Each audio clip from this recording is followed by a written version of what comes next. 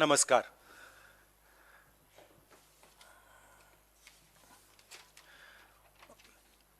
एक पता नहीं आपने सुनी है या नहीं, एक पुरानी कहानी है। पहले टाइम, बहुत सालों पहले हिंदुस्तान में एक राजा हुआ करता था।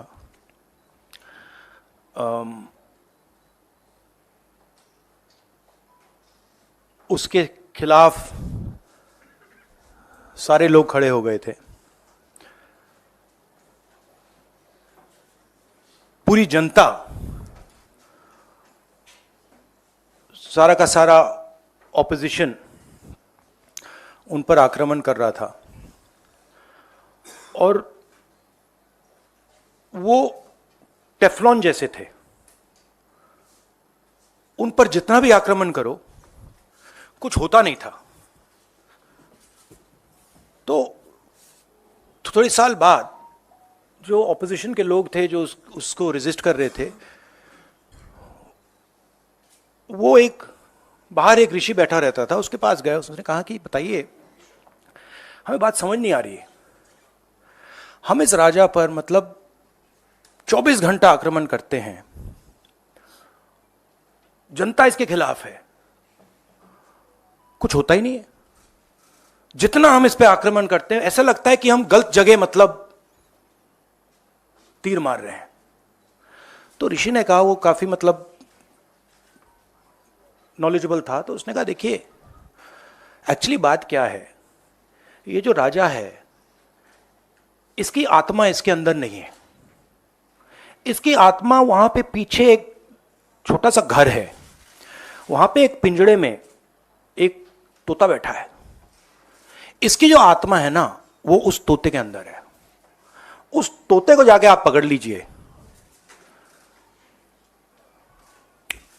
राजा खत्म हो जाएगा। बहुत इंटरेस्टिंग कहानी है, क्योंकि नरेंद्र मोदी जी की आत्मा अदानी में है। तोता कहीं बैठा है, राजा कहीं बैठा है, और बहुत समय के लिए सारी की सारी ऑपोजिशन राजे पे अटैक कर रही थी। मगर असलियत यह है कि राजा राजा ही नहीं है, पावर किसी और के हाथ में है, अदानी जी के हाथ में है। जैसे ही हम अदानी जी को टच करते हैं, इंटेलिजेंस एजेंसीज, स्नूपिंग, सीबीआई, मैं पहले सोचता था number 1 prime minister, number 2 Adani, number 3 Amit Shah. Actually गलत है। Number 1 Adani, number 2 prime minister, number 3 Amit Shah. अभी हिंदुस्तान की पॉलिटिक्स हमें समझ आ गई है, और अदानी जी बच के नहीं निकल सकते, क्योंकि अदानी जी को हमने ऐसे घेरा है, तोते को हमने ऐसा पकड़ा है कि वो बच के नहीं निकल सकता है। और इसीलिए सारा का सारा हो रहा है डिस्ट्रैक्शन पॉलिटिक्स, कि देश की निगाह, ऑपोजिशन की निगाह पिंजरे में बैठा हुआ तोते की ओर ना चले जाए। तो हमें काफी क्लैरिटी है। आप देखिए, पूरे ऑपोजिशन के खिलाफ यहां पे एप्पल का नोटिस आता है। मैंने इसको थोड़ा आपके लिए बड़ा करके दिखाया है। देखिए, अच्छी तरह देखिए, ये तोते का काम है, राइट? इसमें लिखा है, Apple believes you are being targeted by state sponsored attackers who are trying to remotely compromise the iPhone associated with your Apple ID. अब ये मेरे ऑफिस में सब लोगों को मिला है, वेणुगोपाल जी को मिला है, कांग्रेस पार्टी में लिस्ट बनी हुई है, पवन खेड़ा, सुप्रिया, सीताराम येचुरी, अखिलेश यादव, प्रियंका चतुर्वेदी, महुआ मोइत्रा, राघव चड्ढा, टीएस सिंहदेव, लिस्ट है। और ये सारे के सारे किसी ना किसी तरीके से इस मामले में इन्वॉल्व है। और देश के युवाओं को मैं समझाना चाहता हूं, बताना चाहता हूं यहां हो क्या रहा है।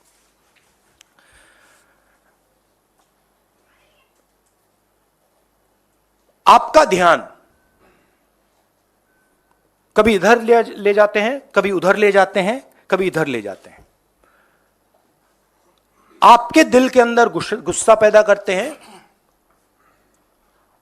और जब आपके दिल में नफरत आती है, गुस्सा आता है, जो आपका भविष्य है, जो इस देश की पूंजी है, जो इस देश का धन है, उसको उठा के ये लोग ले जाते हैं।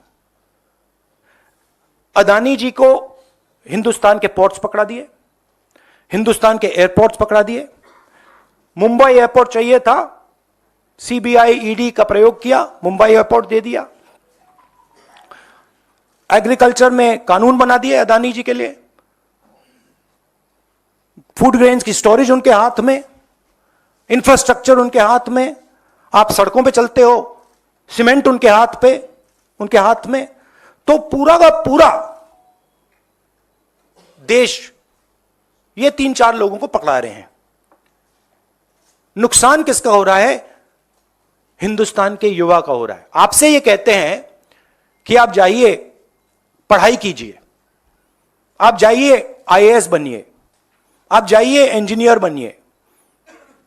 आप में से 1% इंजीनियर बनेगा, 1% डॉक्टर बनेगा, 0.0000001% आईएएस बनेगा।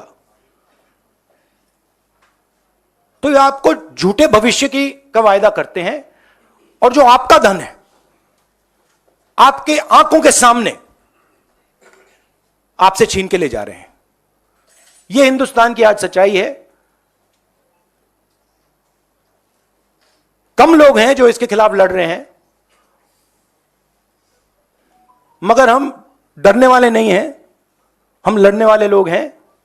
हम पीछे नहीं हटेंगे। जितनी टैपिंग करनी है कर लो, कोई फर्क नहीं पड़ता, मुझे तो कोई फर्क नहीं पड़ता। अगर आपको मेरा फोन चाहिए मैं दे देता हूं, आपको उठा के ले लो। अब आपके कोई सवाल हो तो पूछिए। इंग्लिश। अच्छा, नहीं, हिंदी में थोड़ा एक लाइन और। हिंदुस्तान की जो भविष्य है, उसके लिए सबसे जरूरी चीज न्याय है। अगर इस देश में, इस देश की जनता को, इस देश के युवाओं को न्याय ना मिले तो यह देश आगे नहीं बढ़ सकता है।